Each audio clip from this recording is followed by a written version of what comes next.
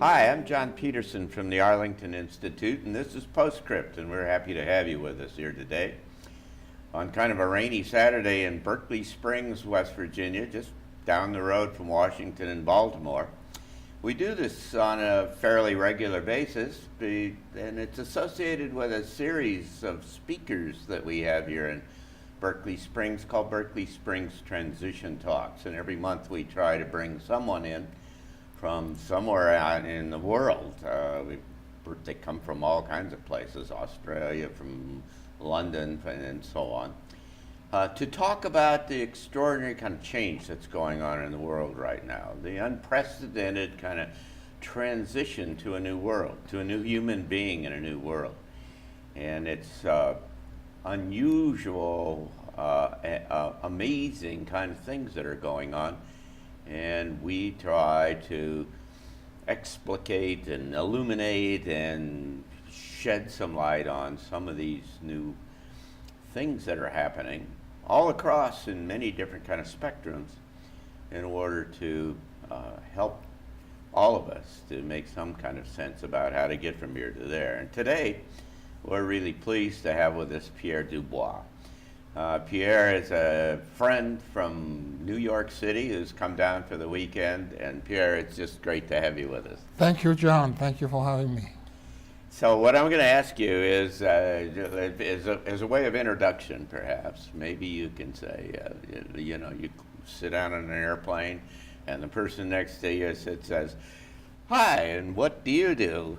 And what do you say? Well, I have a license in architecture. I was trained as an architect, but currently that's not what I'm doing for a living. Instead of dealing with outer structures, I'm dealing with inner structures. I am a spiritual teacher.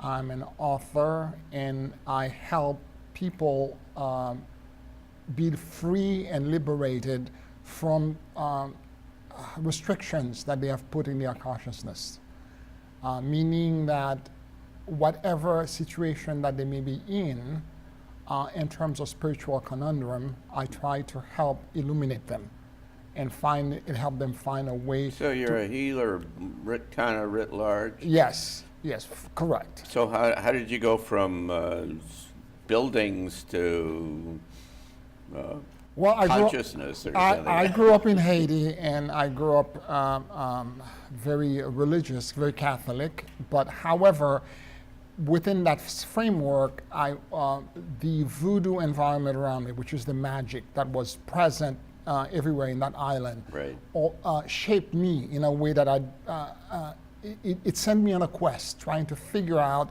what I was witnessing. Yeah. Because some of it was so to a Western mind, so unusual, right, that I had to figure it out. Magical. Yeah. And so I continued, the search started for me very vividly.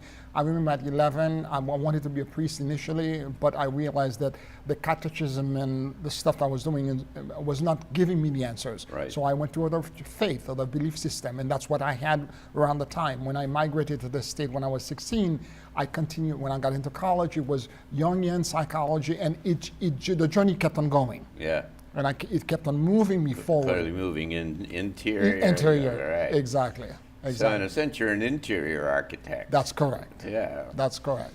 Well, this is really quite fascinating, because one of the characteristics of this extraordinary kind of transition we're in, that you understand perhaps better than anyone else in this room, is that what's becoming apparent is that the reality that we live in is not just this solid stuff, but there are these multi-dimensions, and you access these through consciousness and expansion of consciousness, and that some of the elements of this larger kind of reality are very real and very much alive, and some people think of them as ETs and spirits and angels and what other kind of things, but they are an integral part of the whole system. That's correct. And the revelation is that as you're moving about, it's like Alice going down the rabbit hole. Yeah. There's a lot of revelation that begins to happen, and at first it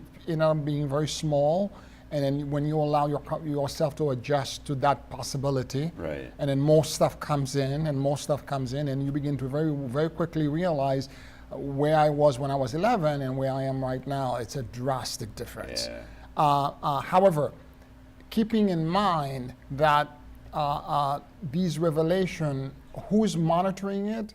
I am. Yeah. I am the one, because I'm the one that's going to allow myself to either perceive more or less. Yeah. And in the Kabbalah, there's a concept called Zerapin. Zerapin actually means the little face of God. And it's translated otherwise as the shield of David, the interlaced triangle. Okay. And I'm going to explain to you why I'm bringing it up. According to the Kabbalists and the Jewish tradition, that shield of David is a protection system to protect us from a brighter and a more brilliant personification of God, that if we were to perceive it, it would disintegrate us as human beings. Okay? In order for you to, so it's a good thing, it's a positive thing, it's protecting us and all that. But if you want to expand your consciousness, Zerapin is a prison. And in order for you to be liberated, you have to break that glass ceiling. You have to go against it. So in terms of growing and expanding your consciousness, every time you're going to go to a growth spur, you have a glass ceiling you have to break. There is a Zerapin that's going to hold you back.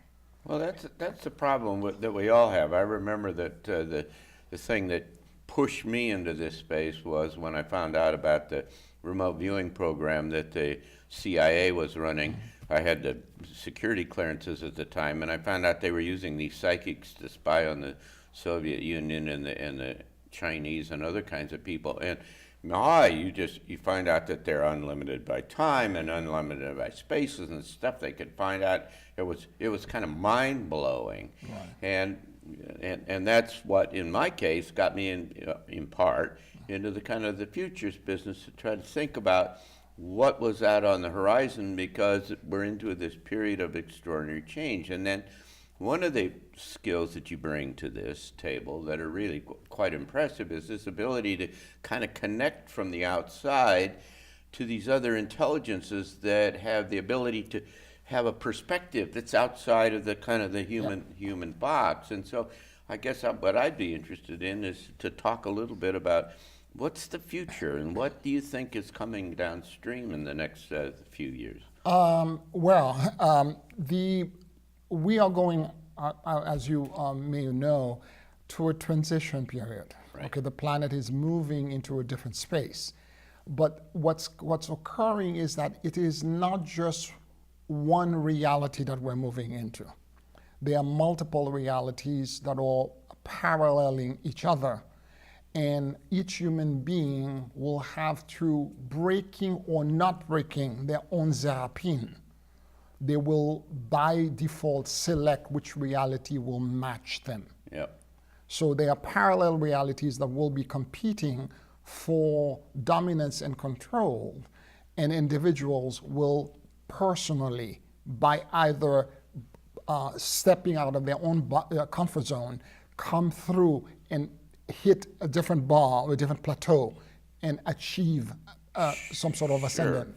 And so that the status quo, if you will, Yes. which is represented by all these different kind of forces, are all trying to maintain the status quo. And so what you're talking about is these alternative kind of forces, whether in conventional terms you can say the politics and Right. other kind of things.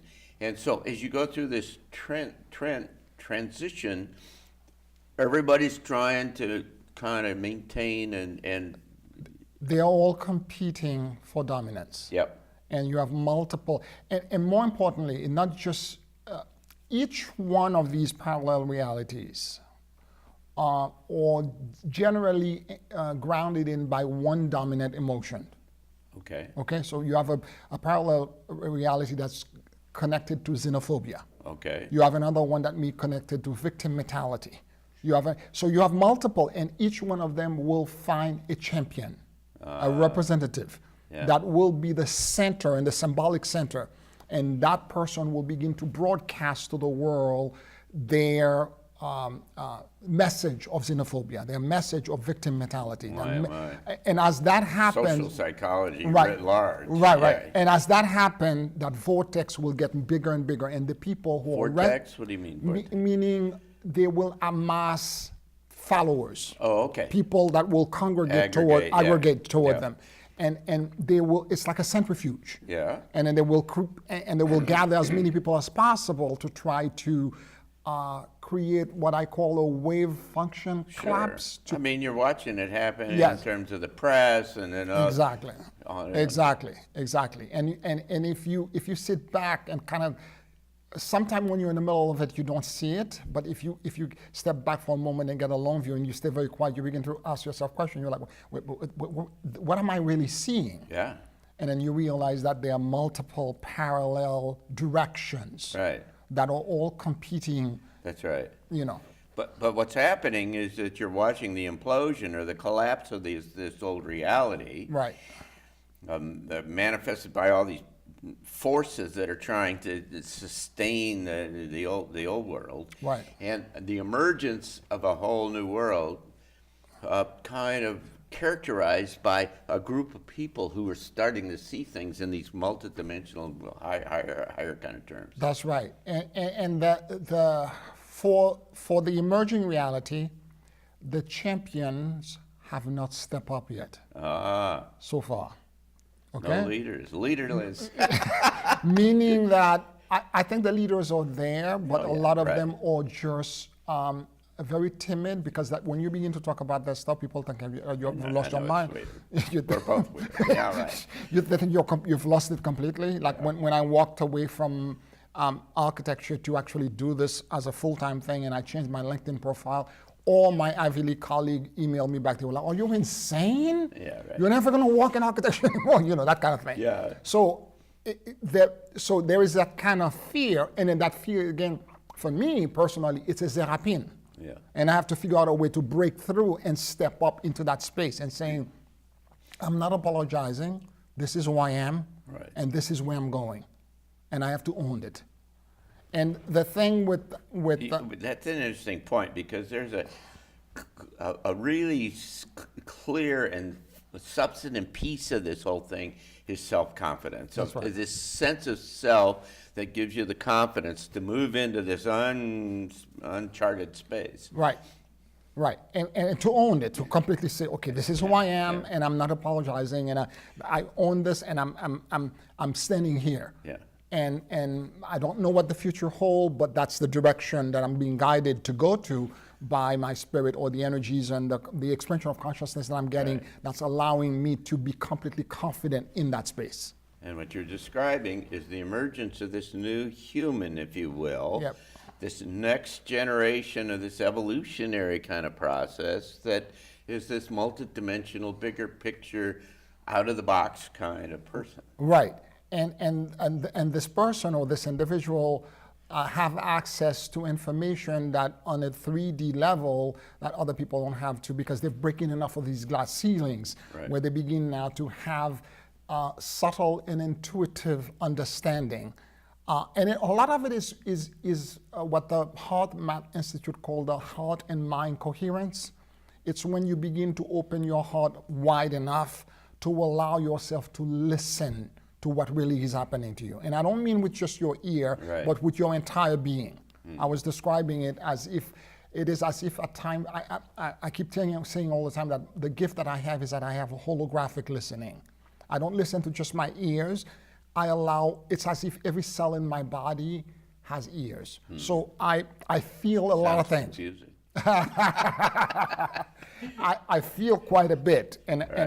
So as I'm listening, let's say to a speech or to somebody talking or to a client, I don't listen just to the words, but I listen to my body for sensations that are coming in. And as that happens, you get intuitive. Sounds like a good time. Sometimes. So at times you have intuitive insight, and you have, because we are all masters of self-deceit, and sometimes in telling of a story, we camouflage the truth. Right. And so if I'm listening to this way, I'm not blinded by the camouflage. I actually hear and feel. I'm using listening and hearing as if it's multisensory. Cool. Yeah. All right. Yeah. But let's go back to Yeah. what's the next couple of years. I Yes. mean, what? Well, according to information and the predictions I'm getting, right now, by the beginning January of 2020, climate change and catastrophic changes in terms of climate is going to accelerate to a crescendo. And it's going to get cold. It's going to get right, and people are not going to be able. Naysayers will not be able to deny it anymore. Right. Okay, by 2023, okay, or leading to that point, what's going to happen is that because of the competing realities, there's going to be actual clash and confrontation, physical battle and confrontation between opposite clans, forces, okay? And as this happens, people will begin to move and congregate in physical, geographical area for safety. Right, right. And some of it is already apparent. And even conventional guys like Martin Armstrong, who's an economist and so on, are starting in their computer programs to start to see this conflict and these clustering of affinity groups or something. And what's gonna, beyond that, it's gonna cause countries to break apart. You're already witnessing it with the European Union and the Brexit. Countries globally, planetarily, they're gonna start to fracture. And leading what's gonna finally, up to 2023, 2023 will be a major financial crisis. Because let's say a country had taken a debt and the country split into three or two, let's say two, to explain this simply. Which half is gonna take the debt now? Right. And if both have refused to pay the debt, what's going to happen to the lender? And who's going to service the debt? And how are they going to, who's going to agree, I'm going to take this or not take this? Everybody will deny it and say, I'm not doing it. And at that point, the financial market will collapse and something else will emerge out of it. Yeah. Wow. And not to even, and finally, because of the tectonic and climate change and the tectonic change, earthquakes and all that, prehistoric pathogens are going to be released. Yeah. Well, there's energy. You're going into a space where there's different energy that's going to hit the sun and hit the earth, and some of it has to do with kind of the local area, kind of into a cloud that's energetically different. Some of it is energy coming out of the center of the galaxy. Right. In any case, this climate change stuff and other things, there's not locally and not about humans. That's right. This is a big cosmic kind of stuff going on. That's correct. That's correct. And so, giving all of these things, we are really, but the point is that how do you navigate this and still be aligned? Yeah. How do you, if you're aligning yourself to this idea of the new human and going to this emerging earth, how do you align yourself to it? When everything else is collapsing around you, right? So the key to it is basically, there are some items that my guys have pointed out. The first thing is your relationship to your creator, whatever that is to you right now. That you should have, because to most people, individual, because of abuse that were done by churches and religion, most people have a toxic, if not traumatic, relationship with the word God. Right. Now, if you can go outside of the block again, break the therapy of what God means to you, and begin to have a conversation with yourself. Who's my creator? Where did I come from? And find an answer while you're listening, really listening through your whole body. You're going to establish a different relationship with what that force is. Whatever that force. Yeah, whatever it is to you right now. The whole God thing really is a problem. It's very toxic. Because you build these images that you've been taught, and they're anthropomorphic, they're all about human, and it's really a whole lot bigger. It's much bigger than that. And so once you have understood that, and the reason why I'm bringing it up is that although everything is going to be turbulent, the Right. one thing that will not change, if you're maintaining that relationship, can always connect to that energy, however you conceive it to be. And so when you're in fear because of the turbulence that's around you, you can always go back to that Right. relationship. So you get the solid. You get something solid. That's the footing. Yeah. The next thing is emotional intelligence. Right. You need to be working on yourself because these zerapin and these fear pockets, as you're breaking them Do I through, have to learn how to pronounce that word? you don't know what. Good. Okay, good. And that shield, as they are breaking, they're gonna generate fear. You have to learn how to navigate the fear. Right. The discomfort is not your enemy; it's a teacher. Okay. We are taught to run Well, that's away. a fundamental principle because you only learn by Right. being confronted with. Right. Well, part of it also is that we are taught most of the time it's a bad feeling. Don't go there. Right. Yeah. Right. Whereas what I'm saying is that there is no such thing as a bad feeling. Yeah. The feeling is a teacher. Right. Go into that space and let the teacher aware, yeah, be aware. be sensitive, yeah. Let the teacher teach you. Yeah. Right. And the next thing is to live sustainably. Yeah. And create environments that are sustainable. Right. Okay, Yeah. and greens in multiple ways because climate change is going to cause all kinds of things. So the greener, the more sustainable you are, the better. Having agility. Yeah. Okay, the idea is that how to dance. How to dance. To not only have physical agility, meaning in a moment's notice, leave everything behind and go when you're being intuitively guided to do so, and finally find your community. Right. Find the people that are like-minded like you. Now, I want to go back to number 2 or 3, which was the whole business about fear. Fear is one of the biggest destroyer that there is. Yeah. And so the idea is to realize that the fear will stop you because that zerapin I was talking about, that shield, is laced with fear, telling you taboos. You cannot think beyond that point. Right. If you go beyond that way of thinking, you heresy. Right. You were gonna burn in hell, and you're gonna in the God concept idea. So if you allow that fear to take over and to consume you, it will paralyze you, and you will do nothing. Right. One of the greatest ability that we have as Homo sapien, superior intelligent human, is that we have the ability to adapt. Yeah. But to adapt, you have to be able to first predict the future. That's exactly right.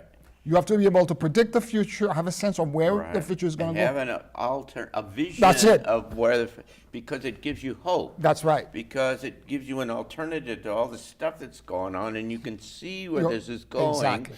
And that then gives you a kind of a logical framework to eliminate the fear because you see in the face of all of the chaos where You see a path forward. You have a path forward, and it's reasonable, and it's achievable, and it's nice, and it's good. Yeah, absolutely. So that adaptation is one of the things connected to the agility. Right. That in order for you can be agile and keep jumping shift your center of gravity from one leg to another, but you need to have that vision. And you need that agility because you're running up this kind of exponential curve of change, so there's all these things coming in all the time, and you have to be permeable and open to all of these possibilities. Correct.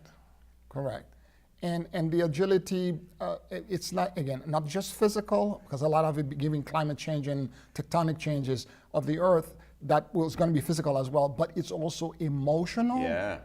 It's also, one of the things where we haven't spoken about that's going to be really big, because... Well, you got about 30 seconds. Okay. There's going to be a die-off. Oh, yeah. Okay? Well, everybody doesn't come to the table, you know. Right. And thus... We need to be emotionally prepared for the mourning and the grieving that's going to be coming. And it moves into a new space, and it doesn't operate the same way. And so, and it's got a ragged leading edge because everybody doesn't wake up some morning and suddenly decide that they're a new person and they see the world in a different way. And so, it's a fascinating, giant kind of process and event that we're in the middle of here, and it's delightful to have the opportunity to work with folks like you who are out on the leading edge and trying to help people see how you get from here to there in this biggest change that humanity's ever seen. So we're happy to have you here.